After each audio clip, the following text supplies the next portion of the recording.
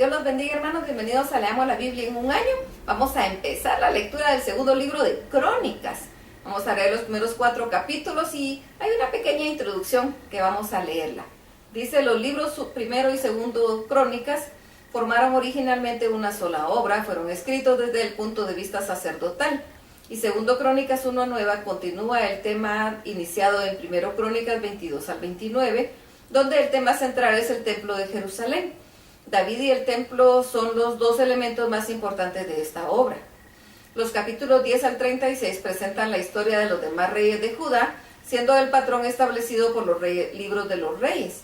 A los reyes del norte no se les menciona porque ninguno de ellos perteneció a la dinastía de David.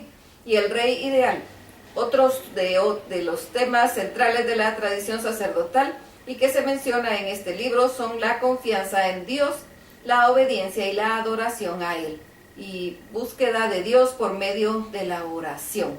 Así que nos vamos a deleitar en este libro. Dice así, segundo Crónicas capítulo 1. Salomón, hijo de David, se convirtió en un rey muy poderoso gracias a la ayuda de Dios. En aquellos días el santuario en donde el pueblo se reunía para adorar a Dios estaba en Gabaón. Ese santuario había sido construido en el desierto por Moisés, el servidor de Dios. En ese santuario estaba un altar de bronce que hizo Bezaleel, hijo de Uri y nieto de Ur. El cofre del pacto de Dios no estaba ahí porque David lo había llevado desde Kiriat Jearim hasta Jerusalén. Ahí lo había puesto en una carpa que él mismo había preparado. Un día Salomón mandó a llamar a todos los jefes del ejército y a los jefes del gobierno y a todos los jefes de familia y de las tribus. Cuando todos llegaron, se fue con ellos al santuario de Gabaón a adorar a Dios. Ahí Salomón le presentó a Dios 1000 ofrendas quemadas sobre el altar de bronce. Esa noche Dios se le apareció a Salomón y le dijo: pídeme lo que quieras y yo te lo daré. Salomón le respondió: mi Dios, tú fuiste muy bueno con mi padre David y a mí me has puesto a reinar en su lugar. Ser rey de un pueblo tan numeroso que no se puede contar es muy difícil. Por eso ahora te ruego que cumplas con lo que prometiste a mi padre. Dame sabiduría e inteligencia para que pueda gobernar a un pueblo tan grande como el tuyo, porque sin tu ayuda nadie es capaz de hacerlo. Entonces Dios le respondió a Salomón: lo normal hubiera sido que me pidieras mucho dinero, poder y fama, o que te permitiera vivir por muchos años y destruyera a todos tus enemigos. Sin embargo, has pedido sabiduría e inteligencia para reinar sobre mi pueblo. Por eso, te concedo tu deseo y además te haré el rey más rico, poderoso y famoso que haya existido. Nadie podrá igualarte jamás. Después de esto, Salomón salió del santuario y partió de Gabaón hacia Jerusalén, donde reinó sobre todo Israel. Salomón reunió 1400 carros y 12,000 jinetes. Algunos estaban en los cuarteles de carros de guerra y otros formaban su guardia personal en Jerusalén. Era tan rico que en Jerusalén había plata y oro por todas partes. Abundaban los árboles de madera fina como árboles comunes en la llanura. Los comerciantes de la corte compraban en Egipto y Cilicia los caballos para Salomón. El precio de un carro comprado en Egipto era 600 monedas de plata y de un caballo 150. El rey Salomón acumuló en Jerusalén grandes cantidades de plata y sembró tantos árboles de cedro que llegaron a ser tan comunes como las flores del campo. Hasta los reyes hititas y sirios compraban sus carros y caballos a comerciantes de la corte de Salomón. Segundo Crónicas capítulo 2. Salomón se propuso construir un templo para Dios y también un palacio para él mismo. Por ello le envió este mensaje a Hiram, rey de Tiro: yo sé que tú le enviaste madera de cedro a David mi padre para que construyera un palacio. Ahora te pido que me ayudes. Voy a construir un templo a mi Dios para que el pueblo le lleve ahí todas las ofrendas que él nos pide para cada día y para cada sábado y durante las fiestas de la luna nueva y para las otras fiestas que él nos ha pedido celebrar. Como nuestro Dios es más poderoso que todos los dioses, deseo construirle un templo que sea grandioso.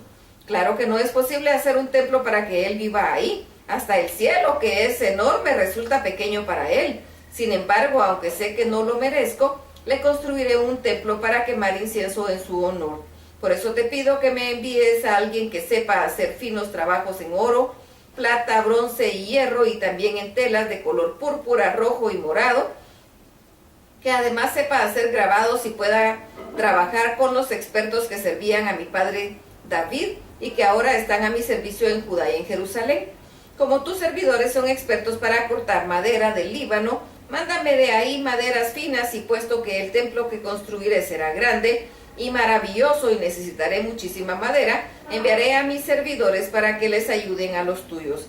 Yo por mi parte te daré 9,000 toneladas de trigo y también cebada y 440,000 litros de vino y la misma cantidad de aceite para alimentar a los leñadores que corten la madera.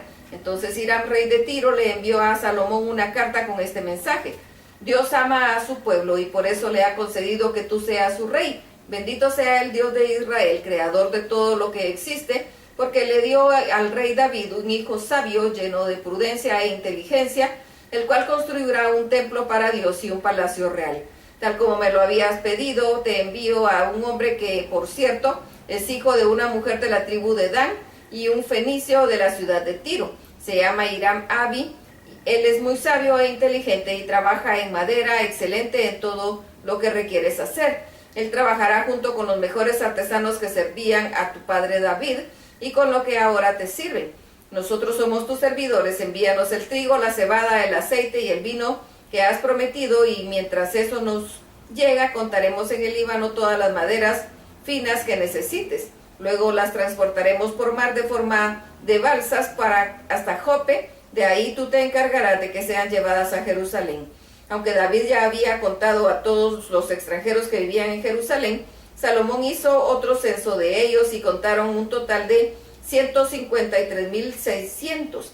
Entre ellos distribuyó el trabajo de esta manera: 3,600 eran capataces que supervisaban el trabajo, 80,000 hombres cortaban piedras en la montaña y 70,000 cargaban. Segundo Crónicas capítulo 3. El día del mes de Sib, cuando ya tenía 4 años de reinar, Salomón dio la orden para que empezaran a construir el templo de Dios en Jerusalén. Lo construyeron en el lugar de David, que David había elegido, es decir, en el terreno de Ornán Jebuseo, que estaba en el monte Moria, porque ahí Dios le había aparecido a David.